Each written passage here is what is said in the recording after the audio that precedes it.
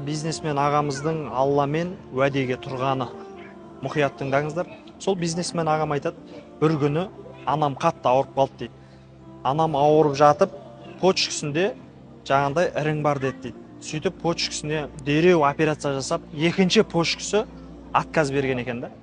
Сонымен бұл бір почкаға операция жасаған екен, міндетті түрде екінші почка отказ береді екен. Ал екі почка істемесе, денеге су бармай қалады екен ғой. Адам құрғақ болып кетеді екен. Күннен күнге анамның жағдайы түсіп баратыр. Түріне қараймын, түрі сұрланып, солай кетіп жатыр. Мен күнде жылаймын дейді. Бизнесмен жолдас балдарын бәрін жинап алып, мықты врач та келеді. Сөйтті, врач кіреді да ішке. Анаңа уақытылы капельницада уколда салынып жатыр, бірақ сен өз-өзіңді қолың аста дейді. Өз-өзіңді қолың аста, анаңда 10% өмірі қапты дейді да.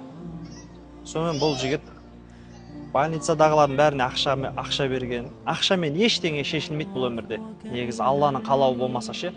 Сөйтіп бәріне ақша берген, ақшамен шеше алмаған. Сөйтіп дем салып жүретін бір молда кісі бар екен. Сол молда кісіге звондап, анам қатты ауырып жатыр, не істесем болады деген сияқты бір жылап звондаған түнде.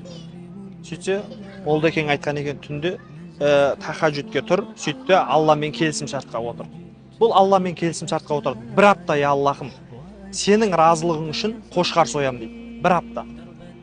Сен анамды қайтарып берші деп жалынып, сонымен бірінші күннен бастап 2 күн қошқар сойғанында анасы тамақ сұраған.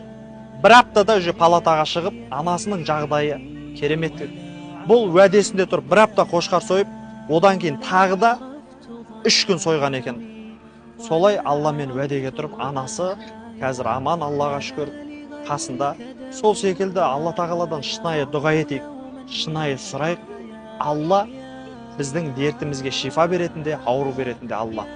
Біздің жанымызды тіпті дәрігерлер де құтқарып қаламайды екен. Олар жай ғана себепші.